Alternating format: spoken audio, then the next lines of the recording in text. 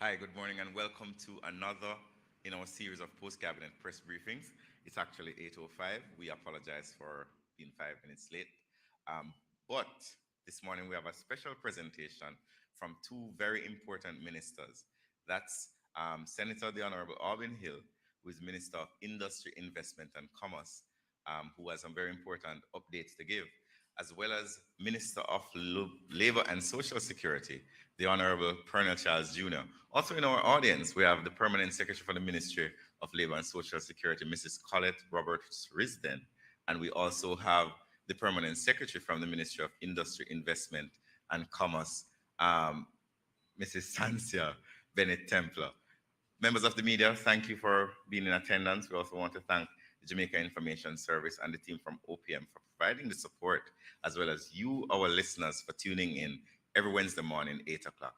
We'll now go to the Minister of Industry, Investment and Commerce, Senator the Honorable Alvin Hill. We'll make the first presentation, after which we'll have the Minister of Labor and Social Security, and then we will take questions from members of the media. Senator Hill.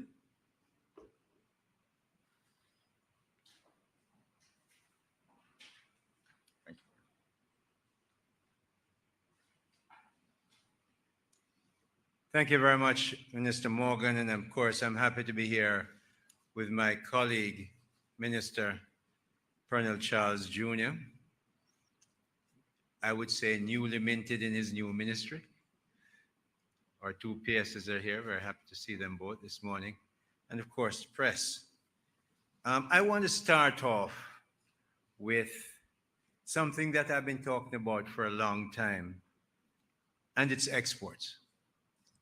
Last evening, I had the pleasure of hosting, under the auspices of JAMPRO and JBDC and JMEA, the 50 cohorts, 50 businesses in Export Max. Export Max was started, I think, in 2019 by JAMPRO, and they started with a small number, got up to 30 a year or so ago, and now the cohort that I hosted was 50. That's 50 small companies that have been able to become exporters. Do you have any idea how difficult it is to leave from St. Elizabeth or St. Mary, set up a business, get some money maybe from Exim or DBJ, maybe your auntie and uncle help you, you buy a ticket and go to a country you've never been to before to try and find markets to sell your products, sell them and come back with hard currency. I was just so amazed and pleased to be there last evening. But it wasn't only that. Those 50 cohorts, they never met each other, many of them. And they are now doing business among themselves. For instance, in 2021, they sold $13 million to the free trade arrangements at the airport. In 2022, that rose to $63 million. Just right here, not even going anywhere, because they made contacts among themselves. Sort of reminded me about when I took the trade missions to Guyana and Barbados. Many of them had never met each other. So I saw a big investor, businessman from Montego Bay, talking to a contractor who he would never ever meet generally, but it's a class 1 contractor, and now they're doing business together. So the export part of the Ministry of Industry, Investment and Commerce, and I must add Jamaica's business ministry, is really working well, not just for the big man, as people tend to say, but really with Export Max and what we're doing at that level, we're not only helping business to start, but we're helping them to create jobs. Create jobs in places that normally you don't create jobs. But there's also more from the ministry. Last 2 weeks, I opened 2 BPO centers.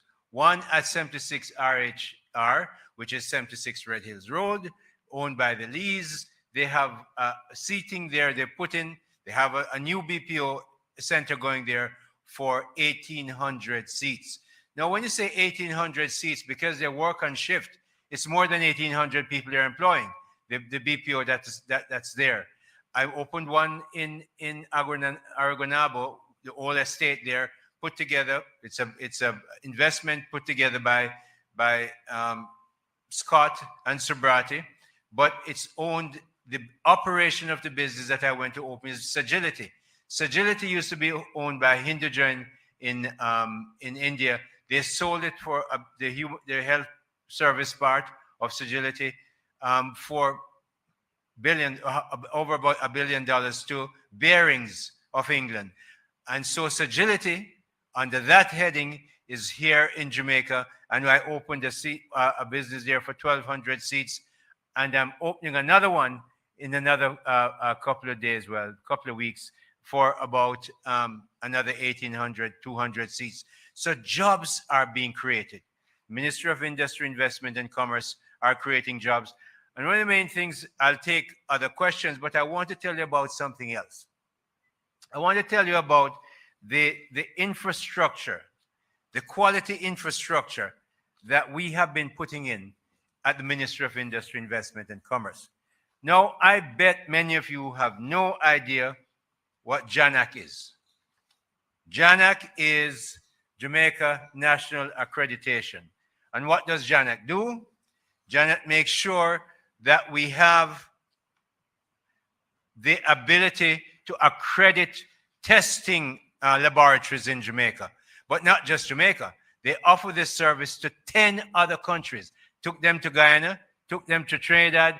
They're all over the Caribbean making that service. So they're selling the service. We in the ministry don't have to give them any government money. They're making their own money. But more importantly, JANAC has 3 international bodies that give them the right to accredit. And the main one I want to talk to you about this morning is the Federal Drug Administration. JANAC is one of 4 bodies in the world that the FDA gives this right to. 2 of those bodies are in the United States. One is in Asia. And JANAC is the only one of those 4 that has done 10 of the 11 protocols, and they're on the 11th.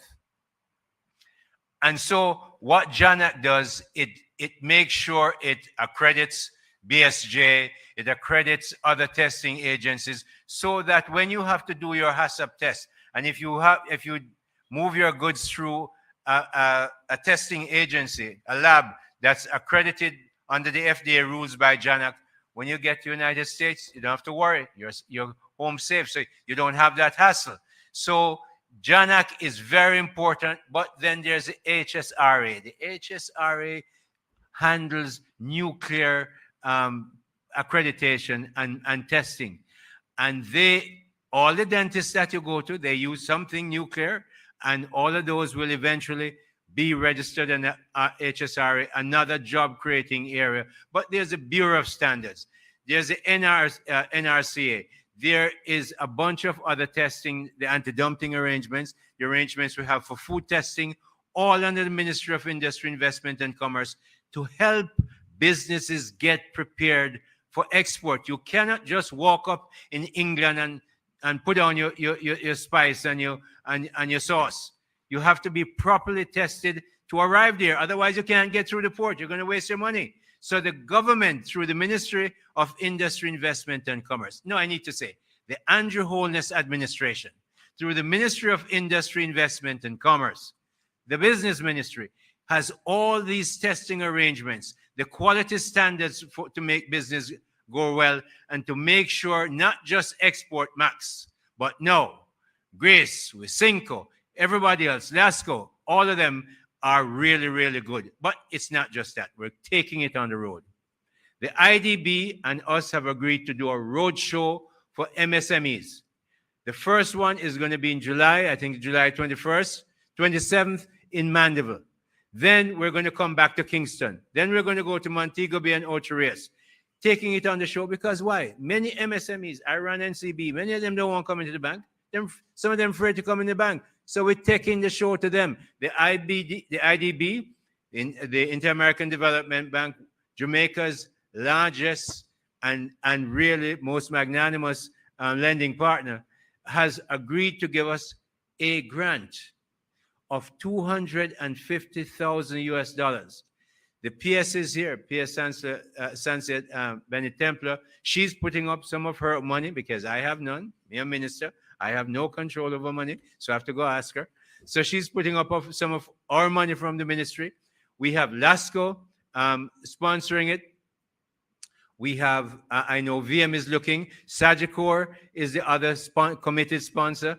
And so we have business and we have others coming in. We want others to come in. So as we take the show to Manchester, to St. Elizabeth, to St. James and Trelawney, right across the country, not just Kingston, we're saying to MSME, whether you're in agriculture, whether you're in food processing, whether you're in processing other materials that we export, or manufacturing, we're there to help you.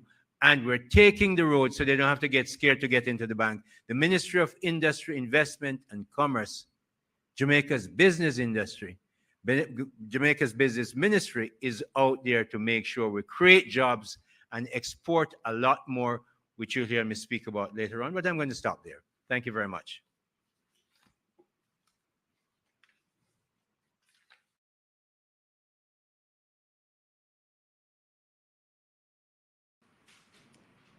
Thank you very much, Senator Hill. Very important updates there. We'll now welcome to the podium Minister of Labor and Social Security, brand new minted Minister of Labor and Social Security, the Honorable Colonel Charles Jr. Minister Charles.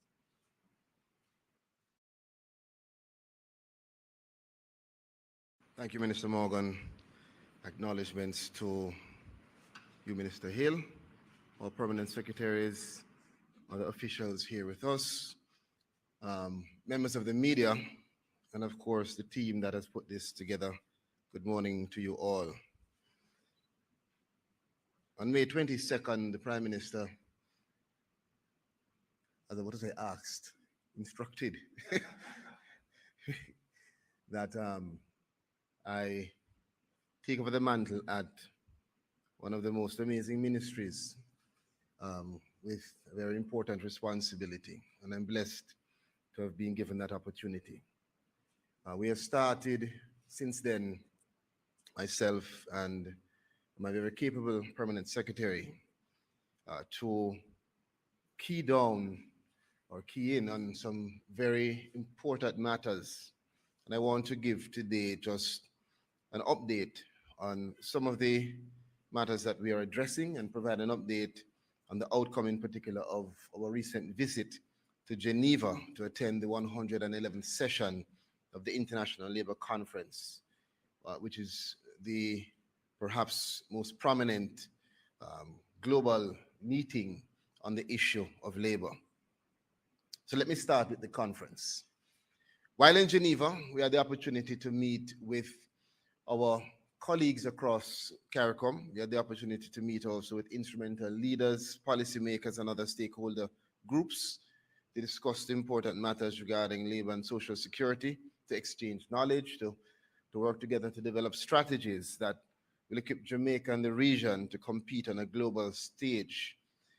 We met with the director of the ILO, his assistant, and their team from the Office of the Cabinet of the Director General of the ILO. We met with the head of the ITC, International Trade Center. We met with the head of the United Nations Conference on Trade Development, UNCTAD. We met with the head of the IOM, the organization relating to migration, and other officials. I want to key down, though, on two other particular meetings. One, the meeting with the executive director of the ITC, the International Trade Center, Ms. Pamela Coke Hamilton, who happens to be a Jamaican, in whom we are very proud. And at that meeting, we discussed areas of possible cooperation. The meeting was crucial, especially as Jamaica is seeking to chart its way forward in reshaping the labor market. And we found that there are enormous opportunities, particularly at the intersection, Minister Hill, of trade and labor. And we focused on the issues relating to the platform economy. given the fact that the digital landscape holds immense potential for growth and development for our economy, which will become a reality for us shortly with our tireless efforts towards digitizing and digitalizing the Jamaican society. Arising out of the meeting with the ITC, we were able to have them pledge to us support to Jamaica for research and further cooperation in respect of positioning our workforce and the future of work in Jamaica within the emerging global landscape. We will continue our technical team to work with the ITC team to define exactly the scope of that collaboration. As it relates to our meeting with UNCTAD, United Nations Conference on Trade and Development, we met with the Secretary General, Rebecca Greenspan, who is a citizen of Costa Rica, and who expressed to us her understanding of the Latin American Caribbean region. And we capitalized on the opportunity to thank her and UNCTAD for the work that they have done in collaboration with Jamaica to improve trade facilitation, specifically UNCTAD's assistance with the development of our automated system for customs data, ASICUDA system, as you know it, and the development of the single trade facilitation window through JAMPRO. We agreed that UNCTAD would work with the Ministry of Labor and Social Security to develop policies and strengthen institutions required to expand trade through improved productivity. Again, highlighting the intersection between trade and labor. UNCTAD has committed to assisting Jamaica in conducting a productivity assessment strategy to identify gaps or obstacles and ways for us to work together to navigate or overcome them. We also met, I won't get into all the details of all the meetings, but I think it's important for me to highlight that we met with the outgoing and incoming head of the International Organization for Migration. And we identified again areas for collaboration, specifically looking on migrant workers and issues relating to health and security and preparation of those workers for the jobs that they will be taking up and occupying elsewhere.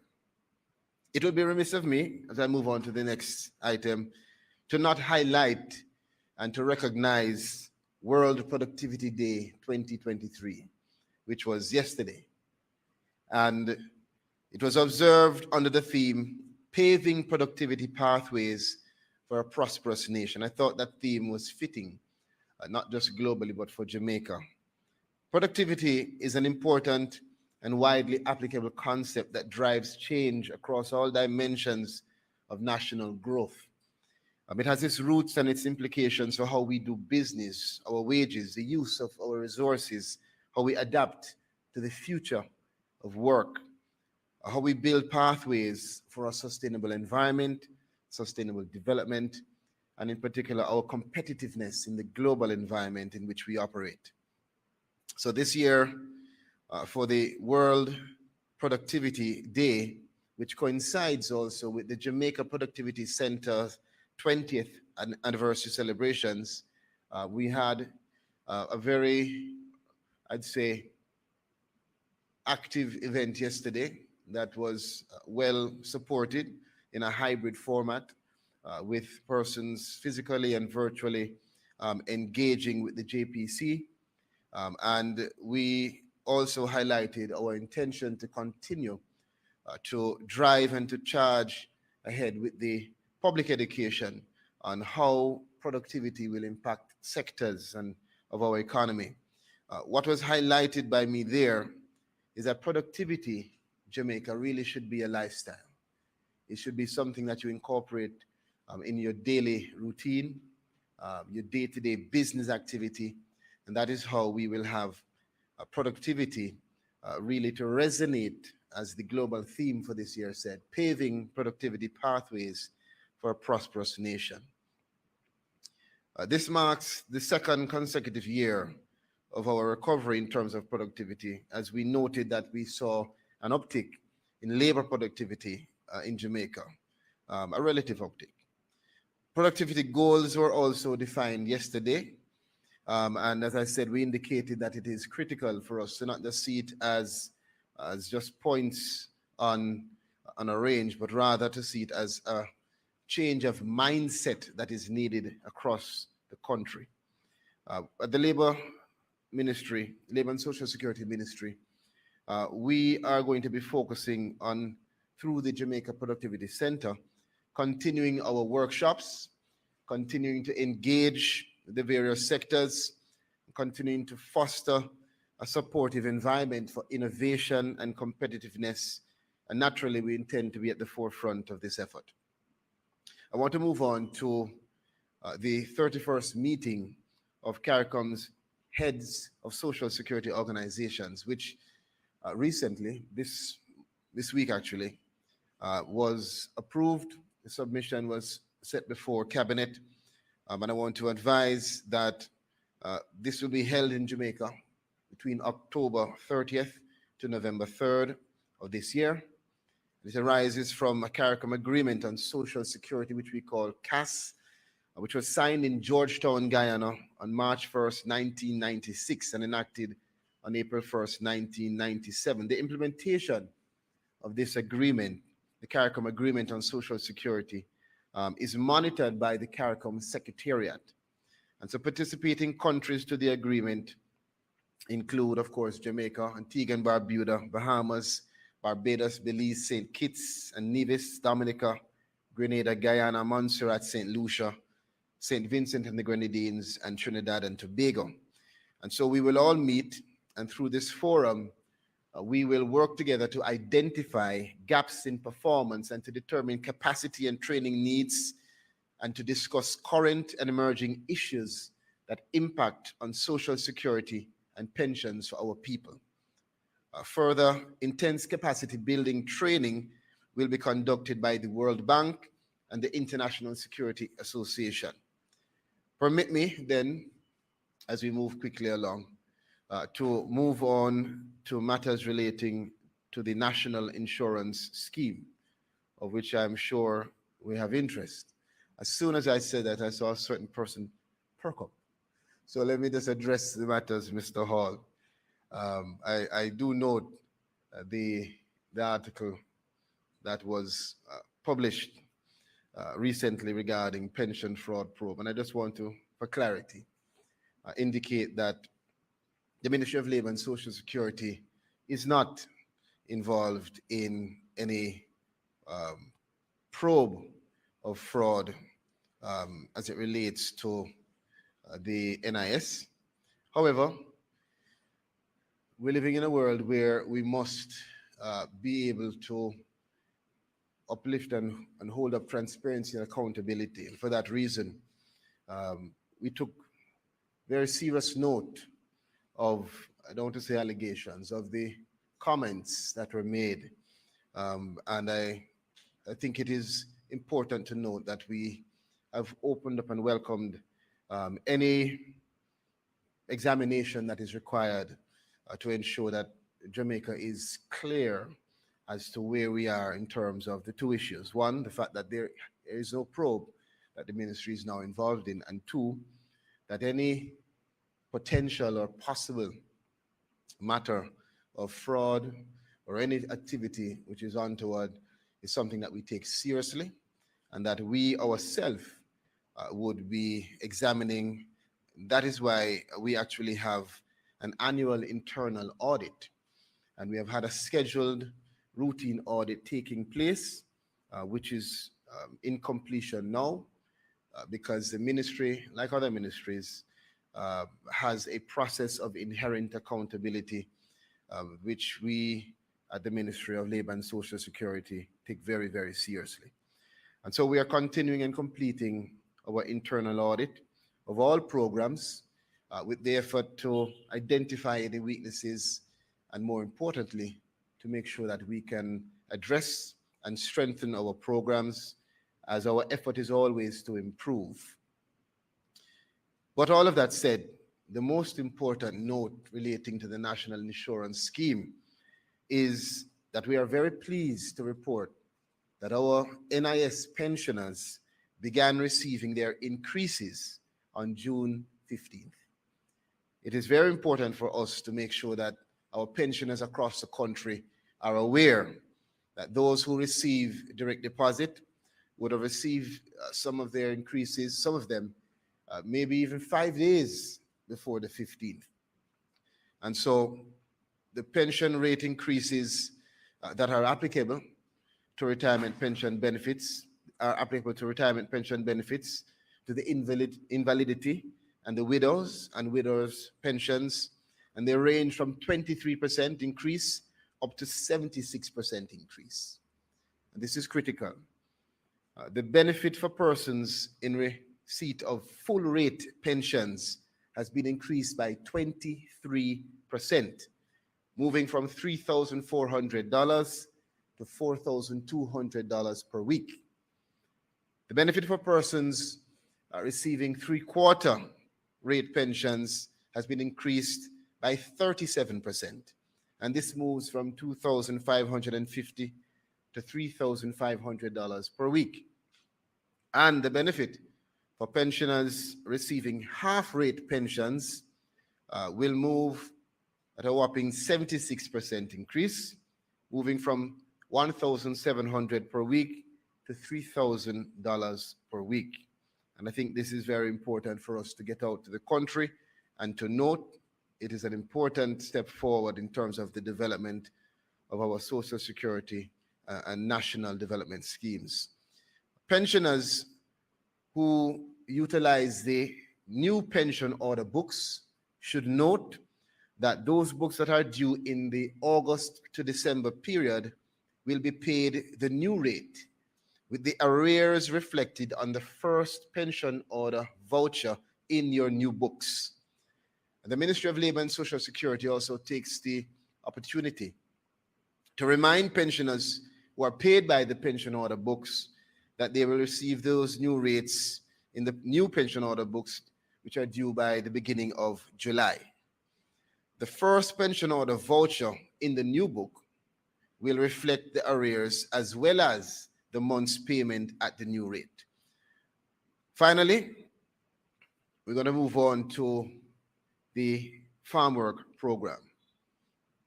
I want to indicate that the ministry is taking steps to improve the Overseas Employment Farm Work Program. And to this end, the role of the Canadian Program Management Committee, which currently has oversight responsibility for the operation of the program to ensure that the liaison services is performed optimally, has been refocused.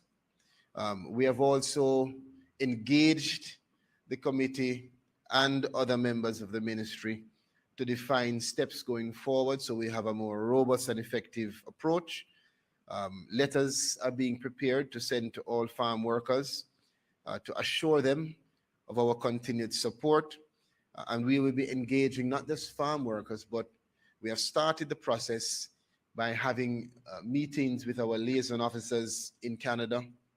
And we will be engaging also the farmers and the employers. So all stakeholders related to the Overseas Employment Farm Work Program will be engaged to make sure that we have a full understanding of the steps to be taken to improve and to optimize the program. We've also put in place, or it was put in place before, the provision of a toll-free line, which will be supported now by additional mechanisms for farmers, farm workers to contact us without feeling any concern of victimization, and being able to express themselves through email address and WhatsApp number and whatever different ways we have available for them to directly contact us to express their concerns discreetly. And so that information will be sent out to all farm workers shortly. And I want to assure you as I close that the Ministry of Labor and Social Security remains steadfast in our strategic focus to establish service excellence and committed leadership in customer service delivery. And so one of the primary issues for us that we will be focusing on will be the transformation of how we deliver service at the ministry at all levels, whether it is to pensioners, to path beneficiaries, to farm workers, to any citizen that interacts with us at any level. We intend to utilize innovation. We intend to work across ministries as directed by our Prime Minister, and to make sure that we identify the needs of those who we serve, particularly the most vulnerable in this country, who we want them to understand that they should be dignified and they are valued, and we are going to ensure they know that in how they are treated and in the mechanisms we use to deliver service to them. We will continue to work tirelessly to upgrade our systems and to become more efficient in how we deliver our services. Thank you.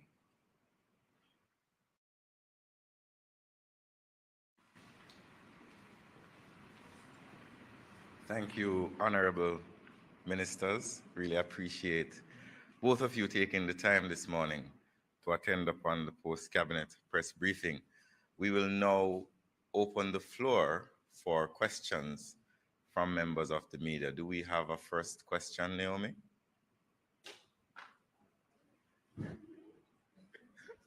And Morning. our OPM correspondent, Arthur Hall. That is not even for the minister. Morning, Minister Charles. I have a couple of questions for you, easy ones, because I know you're new.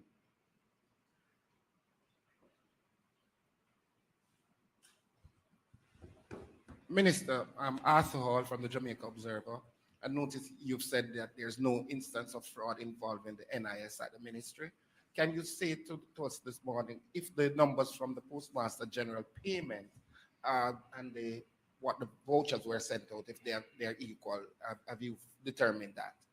So that's a most important question, and it is important because it exposes exactly what the confusion is for the reader. There are two issues. One is the matter of whether the Ministry of Labor and Social Security is now engaged in a fraud probe as it has been defined. Two, and very distinct, is whether there is any incident of fraud. Two separate matters. We have dealt with number one, and we can categorically state, because we are the relevant person that is an issue in that statement. So we can say that we are not engaged in a fraud probe as has been published. That is false. It's not taking place right now. For number two, which is if there is an incident of fraud, I don't think anybody can categorically state that there is or is not unless there is an adequate investigation that would take place to assess that. So what we have said at the ministry is we can tell you that we are not engaged in a fraud probe. And two, we can tell you that we have robust internal mechanisms that are currently being engaged to make sure that if there is incident, we could identify it. If there are weaknesses, we identify it and that we address it. Further to that, we even said, listen, if it is that there is a belief that there is an incident or incidents of fraud, we are the ones that want to identify it. So we exposed ourselves and said to external, for external support to identify that. So I hope the two issues are clear. Thank you. Minister, just not related, it's still with your ministry. In your brief, less than 1 month in the ministry, have you visited your offices in Era Circle offices? And what departments are based there? And are there issues in that office that you have been made aware of? I have visited the Hero Circle office, primarily the departments related to our social security side are housed there. What is the last part of your question? If there are issues at the building, it's difficult for me to answer. I'm not, you're talking about physical issues? Something like that would have to investigate, because I mean, it's a very wide question. Naomi, Minister. Yes.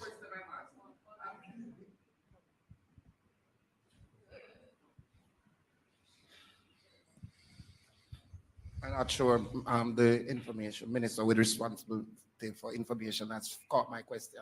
My question is, have you been made aware of any safety issues in that building at Era Circle? Have your technical people told you of any safety issues there? Safety issues. I cannot recall at this time being made aware of any safety issues relating to the building. PS, have you, I mean, the PS is here. Have you been made aware of such?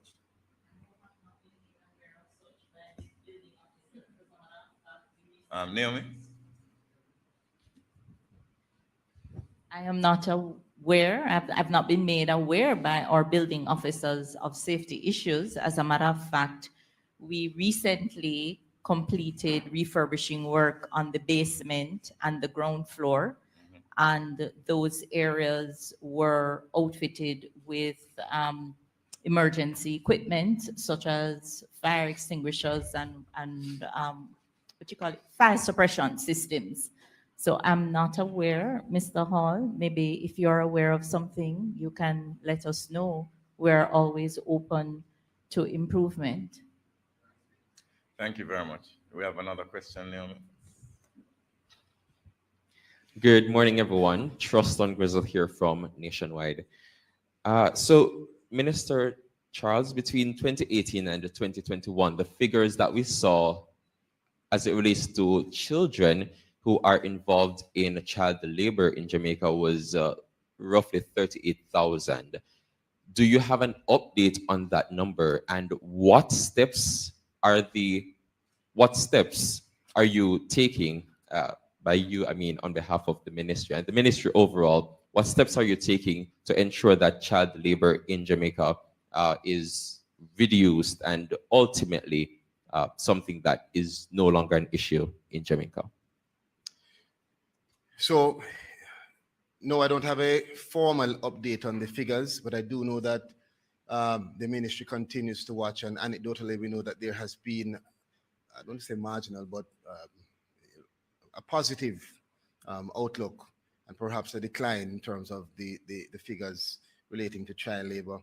The ministry continues to work with, within the region and with also international organizations to ensure that our legislative framework and policies are geared towards ensuring that we advance the awareness that is necessary around child labor. For instance, the difference between child labor and child work. So if you have a child at your home, is it that you can't tell them to spread their bed? Things like that, which are questions that I had. And to ensure that we ratify the necessary international conventions, the UN Convention on the Rights of the Child, 1991, the conventions relating to minimum age for admission to employment, and other framework that will allow for us to have the standard across government and within the private sector to make sure that we are doing what is necessary to protect our children. We also lead out Jamaica's effort in terms of combating child labor at the policy level has been recognized regionally as being one of the more advanced, and we have community-based interventions across the country. We also work across agencies to make sure that there is an exchange of information, and that we provide the necessary technical support and expertise to make the issue of child labor continue to be a prominent one in terms of how we protect our children at the various institutions, which from education to national security. Also, recently, we were a part of what we had, I think it was Let's Accelerate. Forgive me if I'm wrong, but I believe was it Let's Accelerate? It's a regional effort to identify the issue of child labor as a prominent one that needs to continue to be an issue for all governments. So Jamaica is taking steps. We continue to take steps. Of course, this is something which we need more empirical data on. And so it's just this morning that I had discussed the need for us to see how we can get more updated statistical information around child labor, which doesn't rest with the Ministry of Labor and Social Security, but we will be speaking to the relevant authorities to ensure that we can get that information. And finally, you perhaps wouldn't have had a lot of time to go through the entire document, but as it relates to the green paper that was tabled in the Parliament yesterday, right? What are your initial thoughts on the document overall? Do you think this? How do you think this will help in ministers being held accountable? And I guess Minister Hill, you can also respond in your capacity as a minister.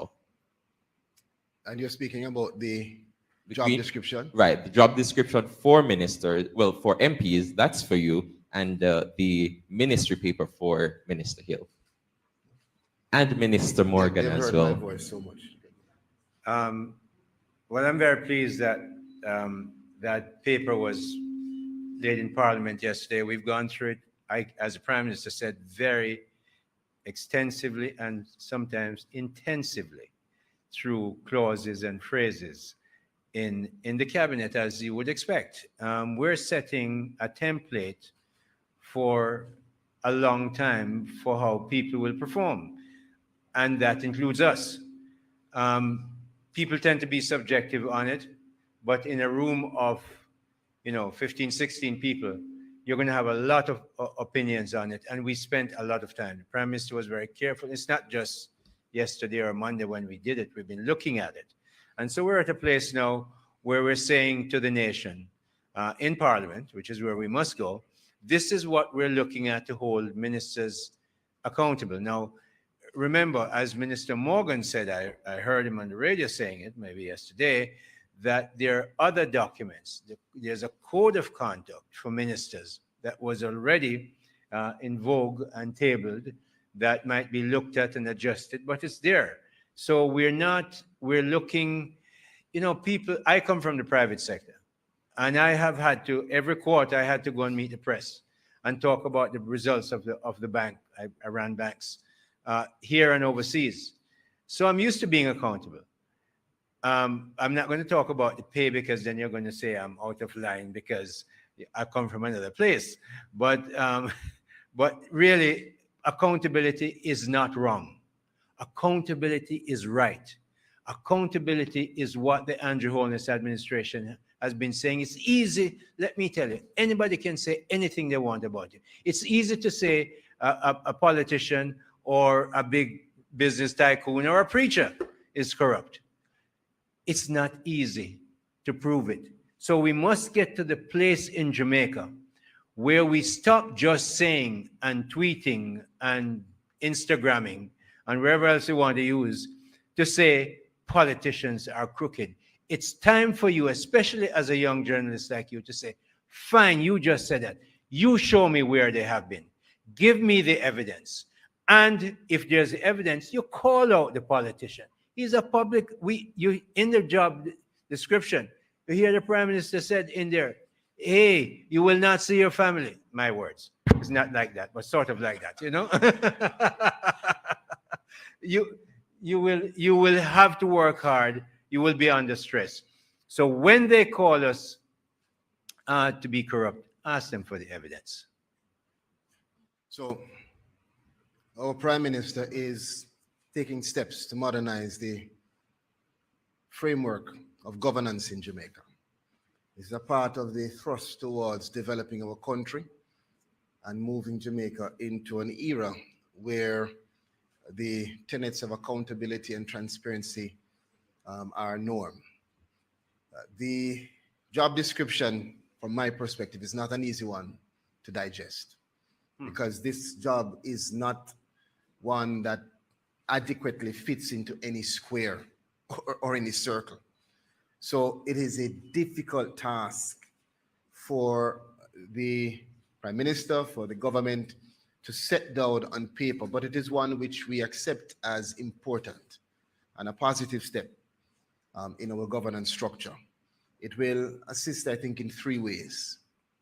Defining the parameters of duties, skills, abilities, um, elements that are required for this job will help somebody who's looking on to know if they want to get into it. It will help the person who is involved in the job to know exactly in a written way what they are being held accountable for. And I think thirdly, and most importantly, for the citizens that we serve, it will allow them to have a better understanding of, of what the parameters of this awesome responsibility is. And perhaps I'm hoping it would allow for us to focus our attention on those relevant matters within the job description. I don't know if that will happen because I can tell you as a not just a minister, but as a member of parliament, some of the things that I am called to do would never be written in a job description. Okay? There is no job description that will say, answer your phone at 5 a.m. because Duffus is calling. But you're going to do it because it is a part of that job. So this I see as an effort for us to chronicle as best as possible as part of our governance structure what we do, but it will not sufficiently, in my view, at least now, it won't sufficiently put down on paper all that we are called to do. Thank you very much. Just one more question. Minister Hill, just before we close, the road shows, what is it aimed to achieve with these MEs when you go on the road? What do you aim to achieve? What we aim to achieve is we have 20 agencies in the ministry. I just told you about the quality ones, the BSJ, the JANAC and the rest of them. We have JBDC, we have Exim Bank. We have a bunch of others that are there to assist MSMEs. And frankly, Arthur, you've been in this business a long time. I know you didn't know as much as what JANAC does, just JANAC, okay? You might know 15 of them, okay? But we still have another 5. So we're taking them on the road. All will be with us to say, look, this is what we do for you. Some of them we lend out money. For instance, in the issue of money, we have something called the Productive Incentive Relief Program, the PIR program. And you probably don't know this. For manufacturers, people are in the manufacturing business, and that's beverage, chemical, cleaning, substances, construction, and building. I want the PS to expand this, work with the other ministries to expand to mining. So we give PIR to mining, hospitality, apprenticeship training, and healthcare. But that's to come. What we do give now to manufacturers is we gave them relief totaling $109 million in 2021, 2022. And 2020, 2021, 80 million. Why am I telling you that? Because you remember now, we come out of the pandemic better than we were before. That's why. That's one of the reasons. The Productive Incentive Relief Program gave millions of dollars, hundreds of millions of dollars to manufacturers to keep them going. And that's part of what MSME will get as we go on the road. So they will get exposure, information, and some benefits as the PS carries her checkbook with her in her handbag.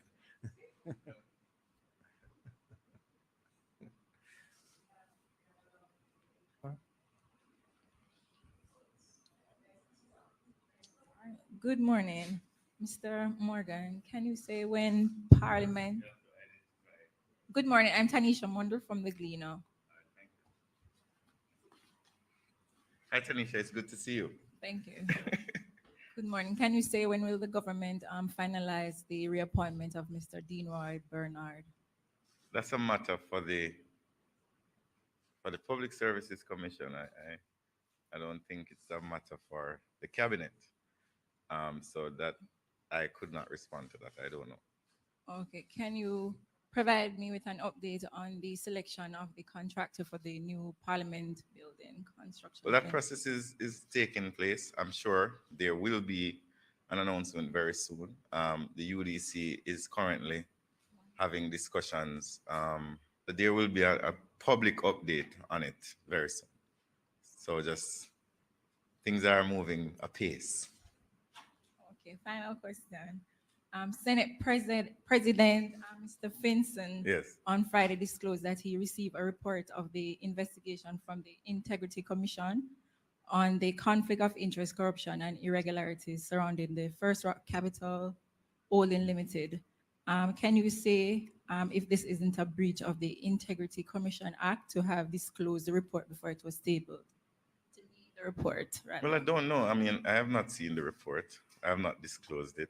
I suspect that's a question properly posed to the speaker who would have received the report as president or speaker of the house. So no members of, I don't know of any member of parliament. And you would remember on the day when the speaker spoke, she didn't even tell us which report it was. She named the report. No, when we were in parliament, she said they received a report. There was no detail that was given to parliamentarians on that day as to which report it was. So I would not be able to speak on behalf of the Senate President. Remember, he's the head of the upper house, and I sit in the lower house. Thank you very much, Ms. Bundle. I think that's it. Ladies and gentlemen, it was a very good post-cabinet press briefing this morning. I want to thank Senator Hill, as well as Minister Charles Jr., as well as Permanent Secretaries Sancia Bennett Templar and Colette Roberts Risden. Thank you very much. Also, the team from Jamaica Information Service, members of the media, and you, our valued viewers and listeners online and on air. Until next Wednesday at 8 a.m., where we have another post-cabinet press briefing, I ask that you have a very safe and productive rest of the day. Thank you.